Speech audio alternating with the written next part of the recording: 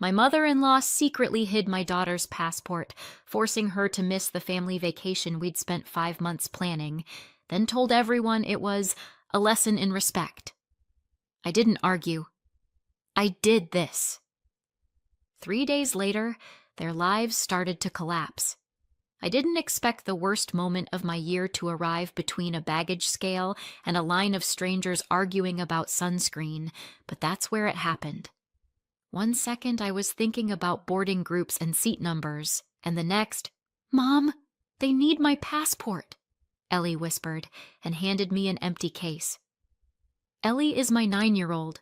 She's the kind of kid who tries her hardest at everything, even when she's scared, and she was so proud of being responsible for her own passport. She'd been rehearsing this trip for weeks in her head, her big adventure, as she called it. But none of that mattered at the moment her passport case opened like a magician's trick with no punchline. Nothing inside. I blinked, checked again. Nothing. "Mom?" Ellie's voice cracked. "It was in there. I put it in myself. I did." My heart dropped so fast I felt dizzy. Behind us, my mother-in-law, Carol, leaned on her rolling suitcase and stared with the detached interest of someone watching a stranger assemble IKEA furniture incorrectly. Next to her was her husband, George, who looked perpetually inconvenienced by the existence of other people. Somewhere ahead, my sister-in-law, Janelle, Brian's golden, faultless sister, was herding her 2 boys through the security line like they were VIPs at an amusement park. We were flying to Cancun. International flight. Passport required. My stomach was already braced for airport chaos. I hadn't planned on bracing for this. "We'll find it," I told Ellie, even though the words tasted like a lie. We emptied her backpack. No passport. Checked her jacket. No passport. Checked my own purse, even though I knew damn well it wasn't there. The airline agent gave us a sympathetic smile that made everything worse. "I'm sorry," she said quietly, "but without a passport, she cannot be checked in." Ellie's face fell apart. One second she was fighting tears, the next they flooded out like a dam breaking. "I didn't lose it," she sobbed, panic taking over. I didn't. I swear I had it." "I know, sweetheart," I murmured, pulling her close. "I know you're sure you had it." Because honestly, what else was I supposed to believe? Nobody sane jumps to, "My mother-in-law must have stolen my child's passport." Carol stepped closer, voice honey-sweet and completely unhelpful. "Poor thing. Maybe this will teach her to be more responsible with important things." I turned slowly. "Not now, Carol." She raised her brows. Innocent. Fake. "Just saying," her husband chimed in. "Well, we can't all miss the trip because she misplaced something." Ellie sobbed harder. I shielded her with my body, which is the only thing you can do when a child is experiencing pure humiliation in public. My chest burned. Someone behind us sighed loudly, as if my daughter were an inconvenience in their personal travel documentary. The agent cleared her throat again. "If the rest of your family needs to continue checking in, they can step to the side." Of course they could. Of course the world would spin on. Carol spoke first. "I mean, Anna, you shouldn't let this ruin your trip. You paid for your seat. Brian can pick her up after work." "I'm not leaving my daughter here alone," I said. "Oh, don't be dramatic," she said. "She'll be home. Safe. It's not the end of the world." To Ellie, choking on tears, it absolutely was. I straightened. "I'm taking her home." Carol blinked like that was a surprising choice. Janelle, who had wandered back over, barely glanced up from her phone. "You sure? It's kind of a waste of money." I stared at her until she looked away. Then I grabbed Ellie's suitcase, wrapped my arm around her shaking shoulders, and walked away from the counter. I didn't look back. Let them go to Cancun. I needed to get my child out of a building where she'd just learned she was disposable. Ellie cried the whole drive home. That awful, uneven crying kids do when they think something truly bad is their fault.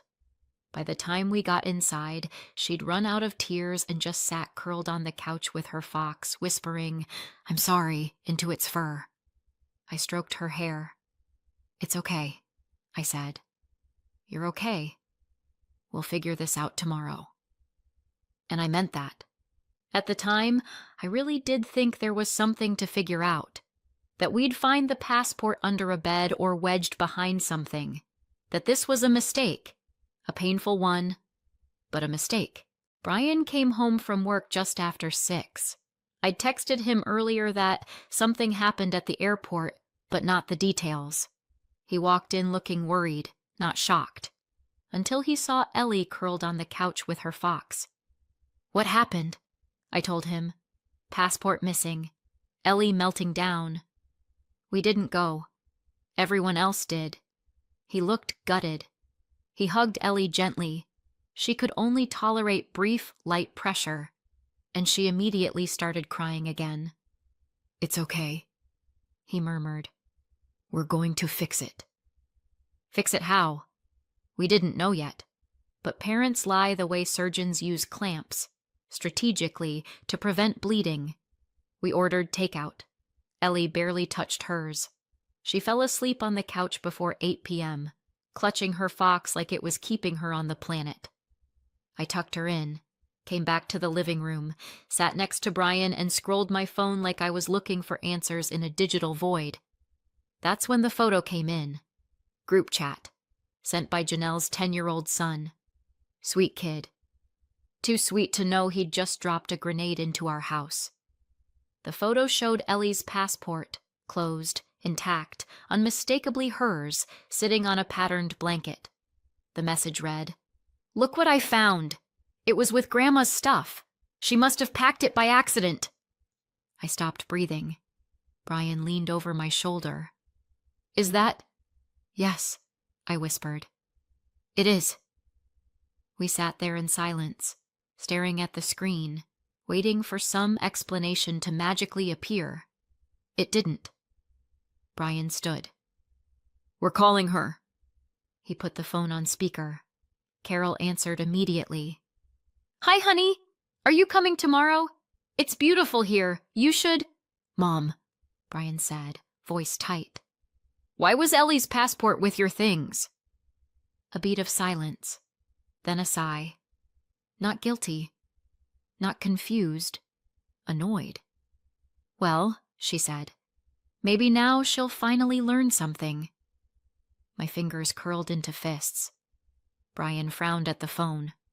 "Learn what? What are you talking about?" "She knows exactly what she did," Carol said. I cut in. "No, she doesn't. Spell it out." "You two coddle her," Carol snapped. "She thinks she can act however she wants and still get rewarded. She needed consequences." Brian's voice tightened. "Consequences for what, Mom? What did she do?" Carol's answer was a slap. "She refused to hug me. Again. And I won't tolerate disrespect from a child." She knew Ellie has a small touch sensitivity issue. Nothing dramatic, just something we'd explained countless times, and she ignored it anyway. Ellie slept in the next room, unaware that a woman claiming to love her had sabotaged her world over a simple boundary. In that moment, something shifted inside me. Not anger, something sharper. A clarity that felt like snapping glass. Carol had no idea what she'd unleashed, but she was going to find out. This didn't start at the airport. What Carol did that morning, sabotaging a child over a hug, wasn't a glitch in her wiring. It was the loudest version of something she'd been rehearsing for decades. I just didn't recognize the pattern fast enough, mostly because I walked into her family believing people mean well until proven otherwise. That illusion died the day I met her. Brian and I had been dating long enough that meeting his parents felt like unlocking a new level of adulthood. I was excited, nervous, hopeful, all the normal things. He didn't warn me with anything dramatic. He didn't dare criticize his family out loud. But he did say one thing on the drive over. Just don't judge them too quickly. My family warms up slowly. That was his gentle way of saying brace yourself without actually saying brace yourself. I should have asked more questions. We got there. Carol and George opened the door. Well, they opened it, but welcomed would be a generous verb. Carol beamed at her daughter, Janelle, who just happened to already be there, like she'd been layered onto the couch for decoration. She launched into a monologue about Janelle's promotion, Janelle's haircut, Janelle's stress levels, Janelle's casserole recipe. I wasn't sure she even registered my name. I could have introduced myself as a folding chair, and she would have reacted the same. George gave me a limp handshake and immediately pivoted to asking Brian if he'd rotated his tires lately. I stood there like an unpaid intern at someone else's family reunion. I kept waiting for someone, anyone, to ask me something simple like, "So how did you two meet?" Nope. They didn't care. They had their own solar system, and I was not a planet. I was space debris. The whole night felt like watching a group performance I didn't get a script for. Carol lit up for every syllable that fell out of Janelle's mouth. When Brian talked, she nodded politely out of muscle memory and then redirected attention back to her star attraction. And Brian? The way he shrank, shoulders in, voice softer. He turned into a background character in his own family, and I didn't understand why. Not then. Later, much later, when we were engaged and already planning Ellie's nursery, I asked him about it. "Did you always feel like that?" I said. "Like you're waiting for permission to speak?" He shrugged the way people do when they've carried something so long it blends into their spine. "It's just how things were. Nothing bad." But then came the stories, quietly, hesitantly, like he wasn't sure he was allowed to tell them. How Janelle got every privilege because she was sensitive and needed it more. How he was the easy one who didn't deserve special things because he didn't fuss. How once, when their parents could only afford one ticket to a big event, Carol told him, "She'll appreciate it more. You understand, right?" He was 8. He stayed home mowing the lawn. He told me that story like it was funny, like it happened to someone else. But I could see the old bruise behind his eyes. That bruise explained a lot, especially why he still defaulted to protecting Carol's feelings over his own. It also explained how Carol got away with inching deeper and deeper into our lives financially without Brian realizing he could say no. It started small. "Can you spot us the electric bill?" "Just this month." "Your dad's prescription is expensive. Could you help?" "We're a little behind on rent." Then it grew. Their phone lines on our plan. A credit card for emergencies that somehow included weekly takeout. Brian co-signing Janelle's husband's car loan because family helps family. And then came the grand finale. The condo. Carol and George complained about their rental for years. The neighbors, the noise, the rising rent. How they were too old to keep moving every few years. Carol had a flair for tragic monologues. "We'll probably die in that cramped little place." Brian, bless him, absorbed all that guilt like a sponge. He wanted to rescue them. I wanted to rescue him. So when he suggested buying them a condo, something stable, modest, doable, I agreed. We found a 2-bedroom unit around $300,000, monthly mortgage about $1,700, fees about $300. And guess who paid almost every cent? Brian. Because Carol and George weren't liquid that month, or the next month, or ever again, apparently. On move-in day, Carol didn't brag that Brian bought them a home. No. She bragged about the plant Janelle brought for their kitchen window. "This family would fall apart without her," she said. Brian carried boxes for 4 hours. She didn't thank him once. That was the day I realized. Carol doesn't love people. She loves leverage. But that didn't become dangerous until Ellie was born. Ellie was different from the start. Smart, sensitive, observant. She felt things deeply and quickly, and when certain sensations overwhelmed her, crowded rooms, raised voices, tight hugs, her whole system would short-circuit.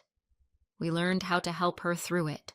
Slow breathing, clear options, the rule we repeated 100 times. You can say no thank you. Your body is yours. Brian embraced that immediately, because deep down, he'd never been allowed to say no to anything. Carol, meanwhile, treated Ellie's boundaries like a personal insult. If Ellie flinched away from a hug, Carol's face tightened.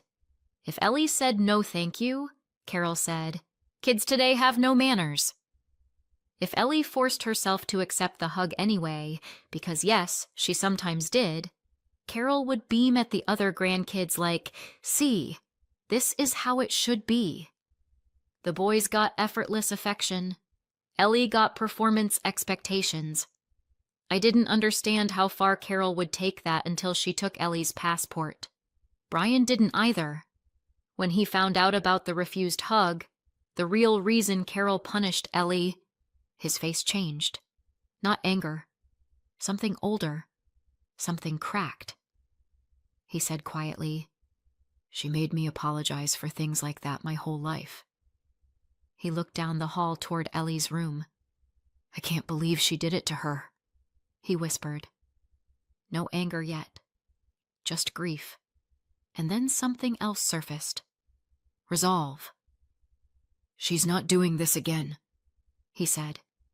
"She's not doing to our daughter what she did to me." His voice didn't rise. It didn't need to. It was the calm you hear right before a storm hits. And Carol had no idea what kind of storm she'd just invited. The next morning, we didn't talk. We didn't plan. We didn't analyze.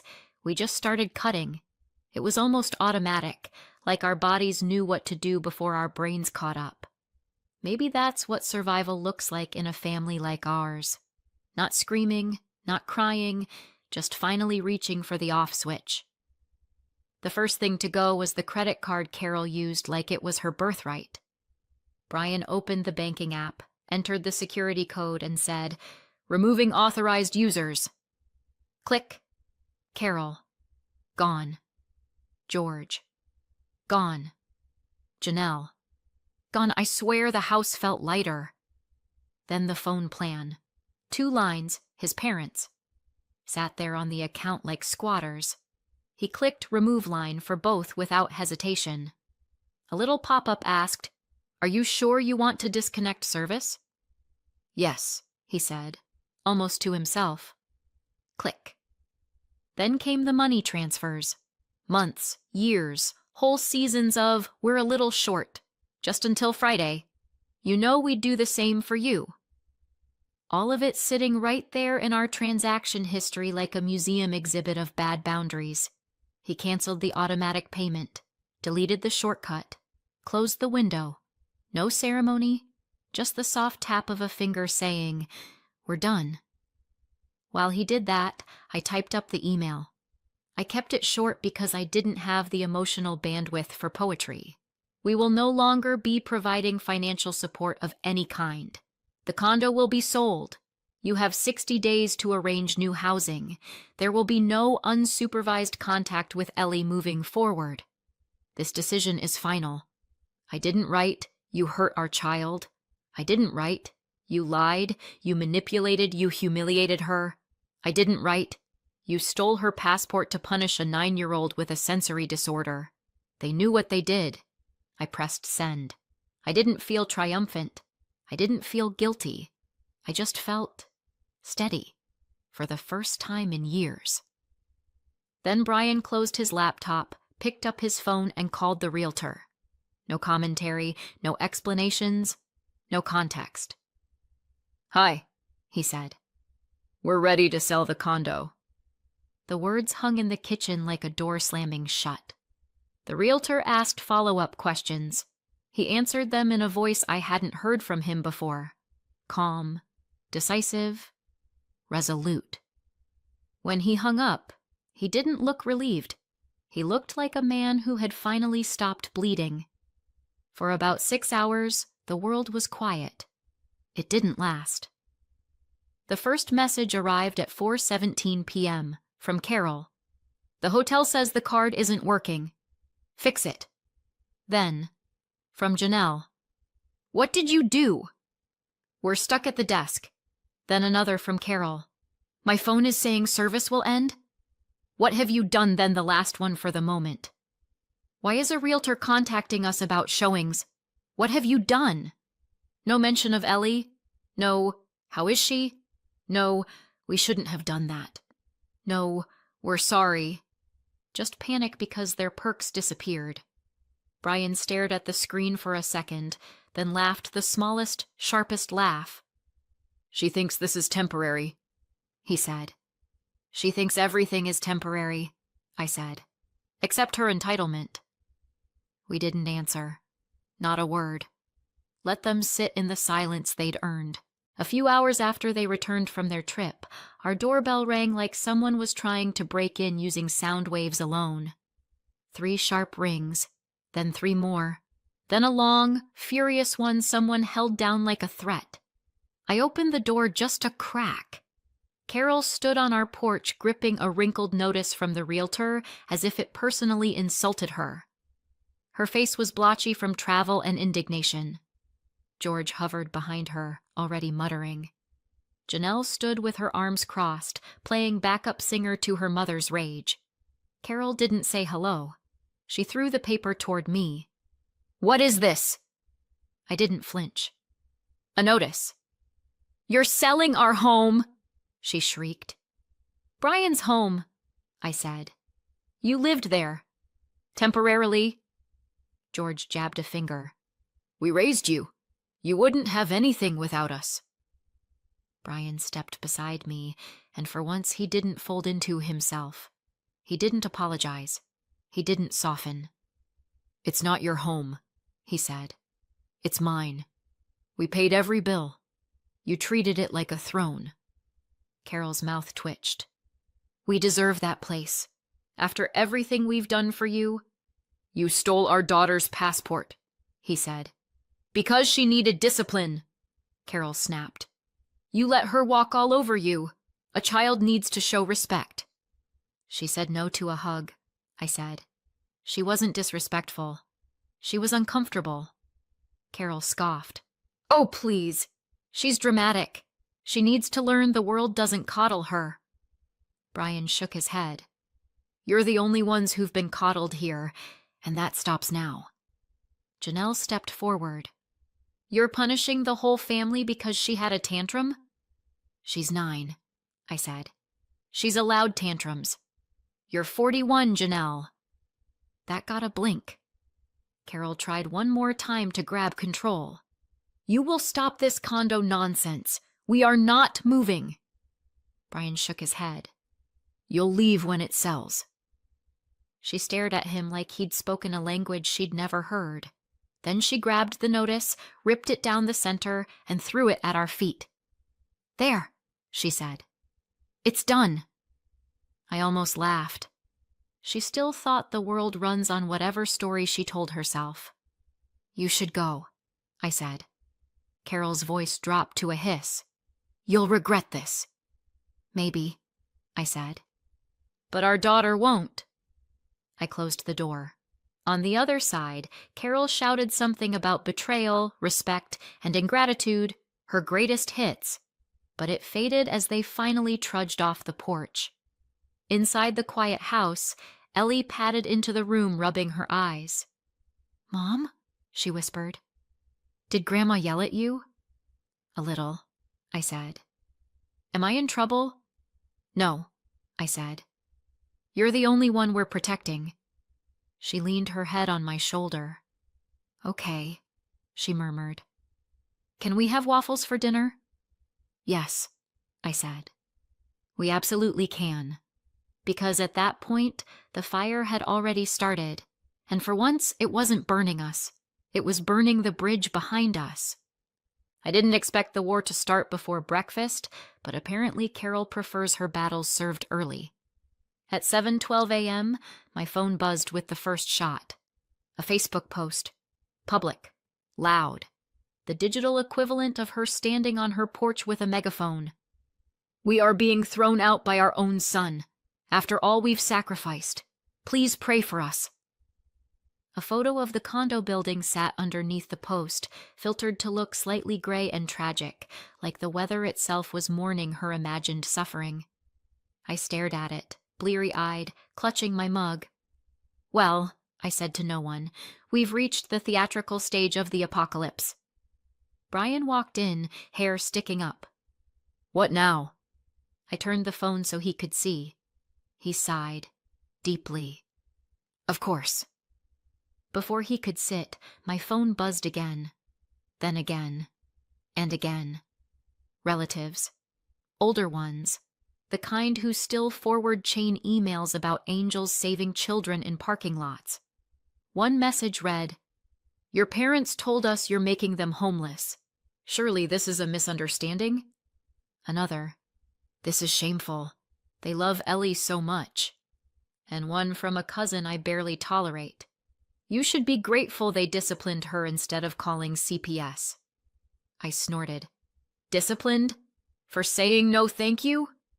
Brian rubbed his temples. "Don't answer." "Oh, I won't," I said. "I'm saving my words for people who can read." But the smear campaign was only half the show. By noon, the realtor called. "It's escalating," she said carefully. "They didn't open the door for this morning's showing. They told the buyers they were too emotionally fragile." I pinched the bridge of my nose. I'm emotionally fragile too, but here I am, upright. "There's more," she said.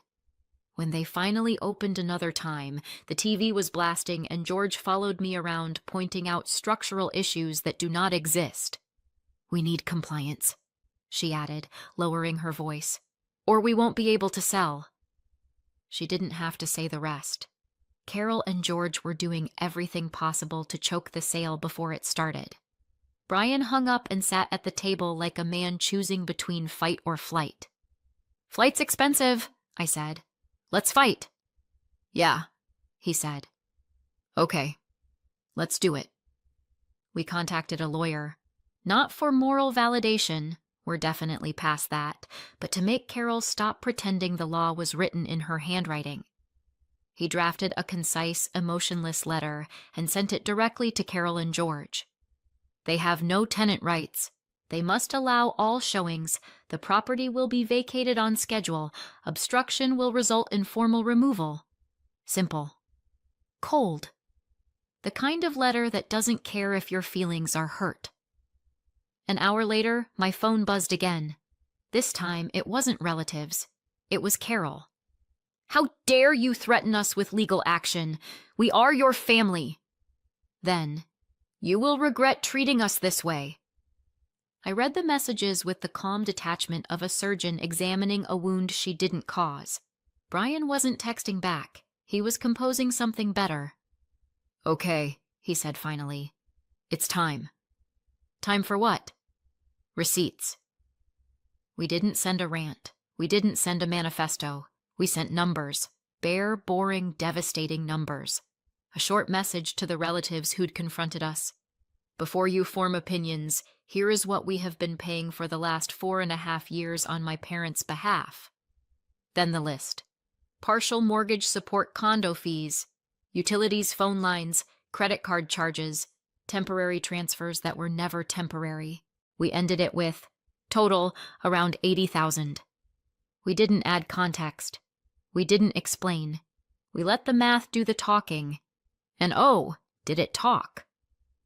Within 30 minutes, replies rolled in. "I had no idea. They never mentioned this. They told us you barely helped. 80,000? I'm so sorry. I misjudged this completely." And from the cousin who'd lectured us earlier, "I take it back." Brian looked at me, stunned. "They're switching sides," he whispered. "People tend to abandon sinking ships," I said. especially ones they didn't know were heavy. The smear campaign dried up like someone had turned off the hose, but the condo obstruction, that took one more hit. The realtor texted. They opened the door. No theatrics, no noise. They sat silently in the corner. Ah, the quiet of people who finally understood the law wasn't on their side. That was when I felt it, the tension in my chest easing, just slightly. They weren't done being angry. They weren't done being self-righteous. But they were done being obstacles. 6 months later, the storm had passed so quietly it was almost eerie. The condo had been sold. I won't bore you with the paperwork, but the number on the closing statement was right there in black and white. It sold for just over $400,000, enough to pay off what needed paying off, and enough to permanently close a chapter that should have ended years ago. Carol and George didn't take the news with grace. They ended up in a tiny rental far outside the city, the kind of place where the walls echo and the neighbors fight over parking. Their old friends stopped visiting after the truth about the passport came out, and even Janelle doesn't drive out much anymore. She says it's too far, but everyone knows distance isn't measured in miles. Ellie, meanwhile, is a different kid. Still Ellie, still tender, still thoughtful, but steadier now, bolder in the small ways that matter. She says no thank you without apologizing first. She has friends who understand her boundaries without question, and she walks through the world like someone who finally believes the ground won't disappear under her feet. As for us, we booked a trip, a real vacation, one of those ridiculously nice international resorts with soft robes and ocean views that don't need filters. Ellie picked the destination. She said she wanted somewhere warm, but not where Grandma went. We said sure. A cousin mentioned the other day that the in-laws probably won't take another proper trip like their Cancun one again, not without our money padding every edge of their life. Maybe they can afford something small. Maybe not. Poetic justice, I guess. So what do you think? Did we go too far? Or not far enough? Let me know in the comments and subscribe for more.